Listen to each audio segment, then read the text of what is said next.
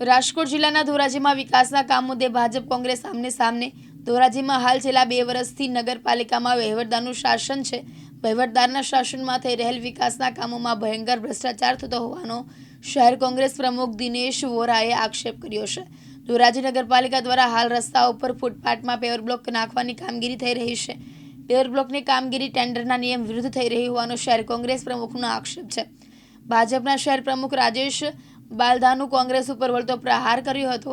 રાજેશ બાલધાએ કહ્યું કે ભૂતકાળમાં કોંગ્રેસના નગરપાલિકાના સત્તાધીશોએ ચૂંટણી માટે કોન્ટ્રાક્ટર પાસેથી પાર્ટી ફંડ ઉઘરાવ્યા છે। કોંગ્રેસ આવા આક્ષેપ કરી અને લોકોને ગેરમાર્ગે દોરી રહી હોવાનો ભાજપનો આક્ષેપ છે। મારું નામ દિનેશભાઈ વોરા, શહેર કોંગ્રેસ પ્રમુખ ધોરાજી। ધોરાજી નગરપાલિકામાં છેલ્લા 2 વર્ષથી વહીવટદારનું શાસન છે અને હાલમાં ફૂટપાથની જે કામગીરી કરવામાં આવી રહી છે એ કામગીરી અત્યંત નબળી અને ગુણવત્તા વગરની કરવામાં આવી રહી છે। ટેન્ડરની શરતો મુજબ કામ કરવામાં આવતું નથી અને આ કોન્ટ્રાક્ટરોને છાવરવામાં આવી રહ્યા છે। આમ જોઈએ તો લોકમુખે એવી પણ ચર્ચા છે કે આગામી નગરપાલિકાની ચૂંટણીઓને લઈને ભારતીય જનતા પાર્ટીના આગેવાનોએ આ કોન્ટ્રાક્ટરો પાસેથી ફંડ પણ લીધેલ છે, જેથી આ કામગીરી નબળી કરવામાં આવે છે તેવી લોકમુખે ચર્ચા પણ થઈ રહી છે। જે ફૂટપાથની કામગીરી કરવામાં આવી રહી છે એમાં બ્લોક નબળી ગુણવત્તાના બ્લોક નાખવામાં આવી રહ્યા છે। સિમેન્ટનો જે ઉપયોગ થવો જોઈએ એટલા પ્રમાણમાં સિમેન્ટનો ઉપયોગ થતો નથી અને કાંકરી જે વાપરવાની હોય એના ગ્રેડ પ્રમાણે કાંકરી પણ વાપરવામાં આવતી નથી અને કોન્ટ્રાક્ટર દ્વારા જે ટેન્ડરની શરતો હોય એનો ભંગ કરવામાં આવી રહ્યો છે, છતાં પણ તંત્ર મૌન સેવી રહ્યું છે, કારણ કે આ ભારતીય જનતા પાર્ટીના આગેવાનોના ઇશારે કામ થઈ રહ્યા છે। રાજુ બાલદા, પ્રમુખ છે ધોરાજી શહેર ભાજપ। ધોરાજી શહેરમાં છેલ્લા 5-6 વર્ષ પહેલાં ધોરાજી નગરપાલિકાનું શાસન કોંગ્રેસનું હતું અને ત્યારબાદ હાલમાં આ શાસન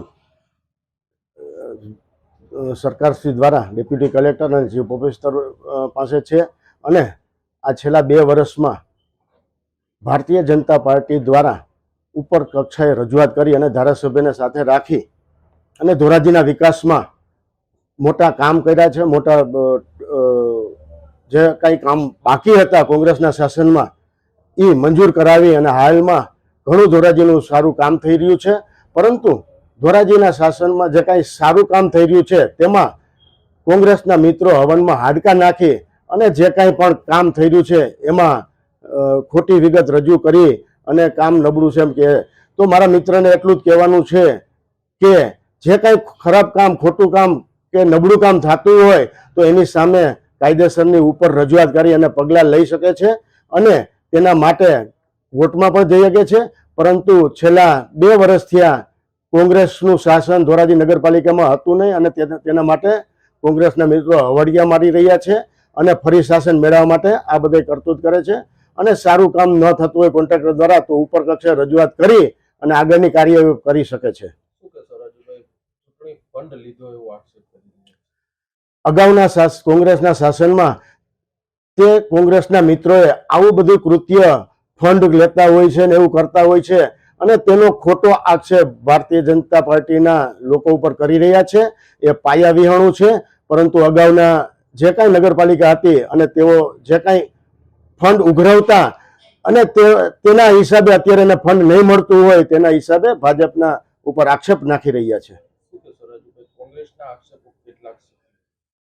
જે કંઈ મિત્રો કોંગ્રેસના આક્ષેપ કરી રહ્યા છે એ પાયા વિહોણા છે અને એ તદ્દન ખોટી વાત છે।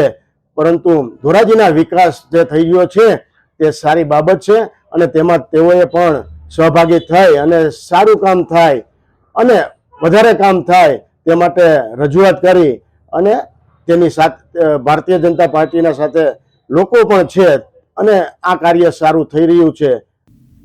આશિષ મહેતા, દિવ્યાંગ ન્યૂઝ, ધોરાજી, રાજકોટ।